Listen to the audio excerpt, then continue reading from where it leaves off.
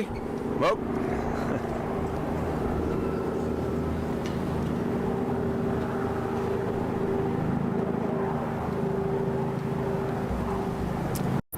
Okay. New Yorkers, it's been a long day in this city, but at the end of this day, I can say that New Yorkers all over this city have acted in the way we believe in this city, except for a very few individuals. New Yorkers have expressed their desire to address real issues and to address them the right way. And that's the peaceful protesters who have been out today, and then the millions of people who watched what was going on but didn't participate. But there were a small number who chose to commit acts of violence, who are here only, unfortunately, to agitate and to attack those who protect us, our police officers, and that's just unacceptable.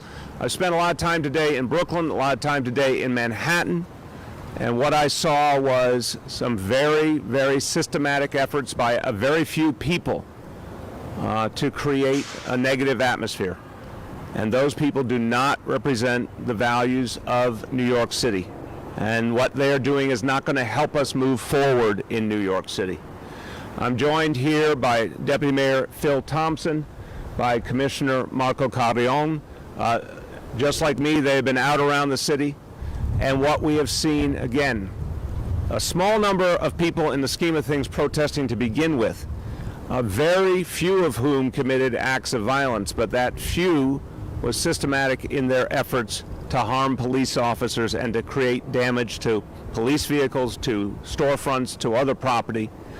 And again, that's not going to get us anywhere. So to the peaceful protesters, if any of you are still out there tonight who are trying to work peacefully for change, let me be very clear.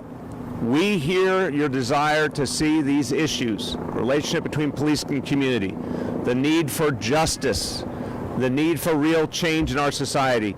We hear you loud and clear. We appreciate and respect all peaceful protest. But now it is time for people to go home. If you went out peacefully to make a point about the need for change, you have been heard, and change is coming in this city. I have no doubt about that. It's time to go home so we can all move forward. But those who are out there simply to create violence, those who are out there to express hatred towards our police officers, we won't tolerate that. If you're out there to commit an act of violence, you're going to get arrested tonight. There are fewer and fewer people out at this point, and those who are engaged in negative, violent activity, they will feel the consequences of that activity. So, look, the NYPD all day long has been working hard. It's been a very, very difficult day for our officers. Some of them have been put into very dangerous situations, and that's not appropriate. That's not the protest reality and history that we believe in this city. We believe in peaceful protest. We believe in civil disobedience. We believe in people exercising their democratic rights, but not attacking police officers, not attacking communities. And what I heard from elected officials today and community members was how resentful they were that people were coming in many cases from outside their community and creating negativity and violence that did not represent their community. So, look, we got a lot of work to do in this city, but this is a place that is capable of great change and great progress. It always has been. And I have a lot of faith in the people of New York City. We will get through this moment. We will make the changes we need to. And at the same time, we're fighting a crisis, a huge crisis of the coronavirus, a pandemic, and we're fighting that together as one New York City. The story of these last 3 months has been New Yorkers uniting to fight back a crisis that we could never have imagined, to fight back a disease we didn't even know about. New Yorkers came together to do that. And the reason this city is getting healthier and safer all the time is because New Yorkers banded together. So we will band together again to overcome the challenges we face. That is how New York City moves forward. Let me see if there's any immediate questions. Yeah, Mayor Blasio, there's lots of concerns from people in New York City that you haven't been present throughout all this. You said you were in Brooklyn, we haven't seen you. It's now 11:40. You're doing a press avail. What's the message you want to say beyond just platitudes of New York being together, but about the violence and the rising concern of what's going on right now in the city without Again, they had been present all day where I needed to be, and our officers have been out doing their job. I've been in touch with Commissioner Shea and Chief Monahan. What matters is getting the work done to protect the people of this city and address this situation. That's what we've been doing. That's the bottom line. Are you considering a curfew, Mayor? No, the fact is there's very few people out protesting at this point. The NYPD has been addressing the situation. There's over 8 million people in this city, and the people are out right now, number in the hundreds, and they're being dealt with by the NYPD. What percentage of the arrestees, sir, are from out of town? Do you have any idea? We certainly know there's a substantial number of out-of-towners, and we'll get you the information as we're processing the arrests. But what we know for sure, and I'm hearing it from community leaders and elected officials, is they're very dissatisfied by the reality of people, whether they're from out of town or from other parts of the city, coming into their neighborhoods and trying to dictate the terms to them. People who represent the communities of our city and the residents of our city are not joining negative and violent protests. You can see it with your own eyes. They're just not participating in it. A very few people are doing this. And whether they're from outside New York City or from one part of New York City and going into a neighborhood that's not their own, unfortunately a small number of people are creating a lot of violence, and it's absolutely inappropriate. Mayor de Blasio, how can one, with their eyes, determine if someone's a New Yorker, they live here, maybe they have a license from another place, they moved here a year ago? How do you quantify that?